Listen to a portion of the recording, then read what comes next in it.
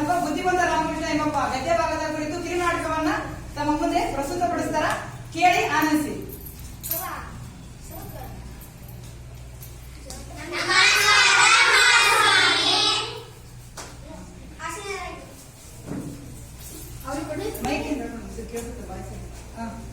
ಜೋರಾಗಿ ಮಾತಾಡ್ರ. ಮಹಾರಾಜ, ನಾನು ನಿಮ್ಮ ಪಂಡಿತರೊಡನೆ ವಾದ ಮಾಡಲು ಬಂದಿದ್ದೇನೆ.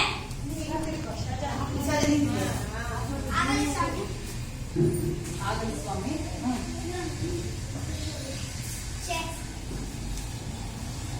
ಮಹಾರಾಜ, ಇಂಥ ದೊಡ್ಡ ಆಸ್ಥಾನದಲ್ಲಿ ಪಂಡಿತರೊಡನೆ ವಾದ ಮಾಡಲು ಬಂದಿದ್ದೇನೆ. ಯಾರು ಸಿದ್ಧನಿಲ್ಲವೇ? ಮಹಾಸ್ವಾಮಿ, ಇಷ್ಟ ಬೇಗ ಈ ತೀರ್ಮಾನಕ್ಕೆ ಬರಬೇಡಿ. ನೀನು ಯಾರು? ನಾನು ಒಂದೆರಡು ಗ್ರಂಥಗಳನ್ನು ಬರೆದಿದ್ದೇನೆ. ನನ್ನ ಹೆಸರು ತಮ್ಮೆಲಿ ರಾಮಕೃಷ್ಣ ಅಂತಾರೆ. ನಾನು ನಿನ್ನ ಬುದ್ಧಿವಂತಿಕೆ ಬಗ್ಗೆ ಎಲ್ಲ ತಿಳಿದಿದ್ದೇನೆ.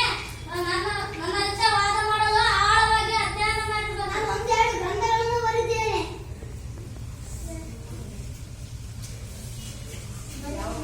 ನೀವು ಯಾವ ಗ್ರಂಥ ಮೇಲೆ ವಾದ ಮಾಡಲು ಸಿದ್ಧನಾಗಿದ್ದೀರಿ? ಯಾವ್ದಾದ್ರೂ ಸಂಸ್ಕೃತ ಗ್ರಂಥವಾಗಲಿ. ನಾಳೆ ಇದೇ ಹೊತ್ತಿಗೆ ಇದೇ ಸಂಜೆಯಲ್ಲಿ ನಿಮ್ಮ ಜೊತೆಗೆ ವಾದ ಮಾಡಲು ಸಿದ್ಧನಾಗಿ ಬರುತ್ತೇನೆ.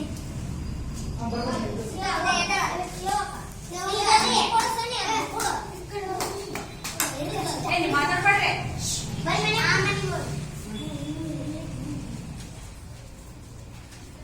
ಮಾರನೇ ದಿನ ಕೆನದಿ ರಾಮಕೃಷ್ಣ ತನ್ನ ಸೇವಕರೊಂದಿಗೆ ತಾನು ಬರೆದ ಗ್ರಂಥವನ್ನ ತೆಗೆದುಕೊಂಡು ರಾಜ್ಯಸಭೆಗೆ ಬರುತ್ತಾನೆ.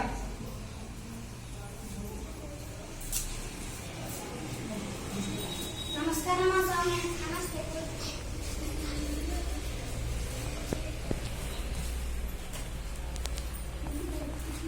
ನಮಸ್ಕಾರ ಮಹಾಸ್ವಾಮಿ. ಆಸೀನರಾಗಿ. ಮಹಾರಾಜ, ನಾನು ವಾದವನ್ನು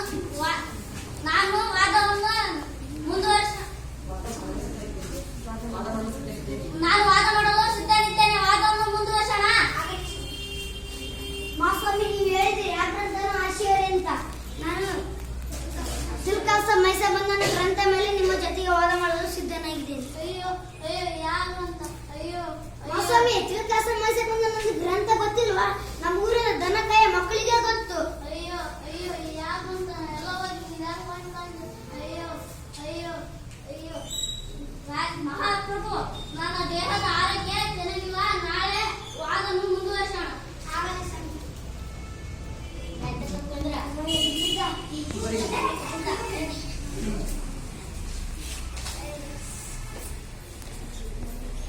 ಮಾರನೇ ದಿನ ಮತ್ತೆ ರಾಜ್ಯಸಭೆಗೆ ತೆನಲಿ ರಾಮಕೃಷ್ಣ ತನ್ನ ಸೇವಕರೊಂದಿಗೆ ತಾನು ಬರೆದ ಗ್ರಂಥವನ್ನು ತೆಗೆದುಕೊಂಡು ಬರುತ್ತಾನೆ.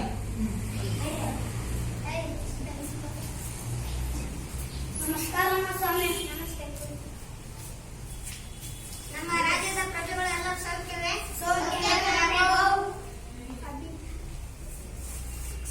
ಪ್ರಭುಗಳ ಇಷ್ಟಕ್ಕಾದ್ರೆ ವಿದ್ಯಾಸಾಗರ ಇಷ್ಟಕ್ಕಾದ್ರೆ ಬರಲೇ ಇಲ್ಲ.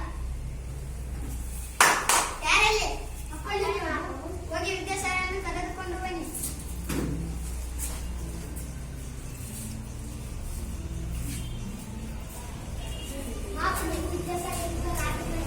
ಹೌದಾ? ಜೋರಾಗಿ ಹೇಳು ಫಸ್ಟ್.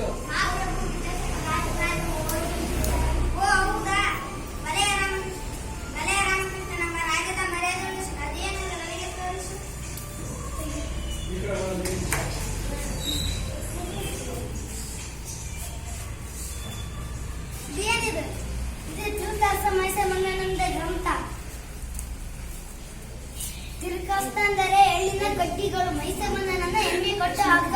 ಇದ್ಯಾವ ದೊಡ್ಡ ಗ್ರಂಥ ಇರಬೇಕೆಂದು ರಾತ್ರಿ ವಿದ್ಯಾಸಾಗರ ಪಲಾಯ ಮಾಡಿದ್ದಾರೆ. ಬಲೆ ರಾಮಕೃಷ್ಣ ನಮ್ಮ ರಾಜ್ಯದ ಮರ್ಯಾದೆ ಉಳಿಸಿ.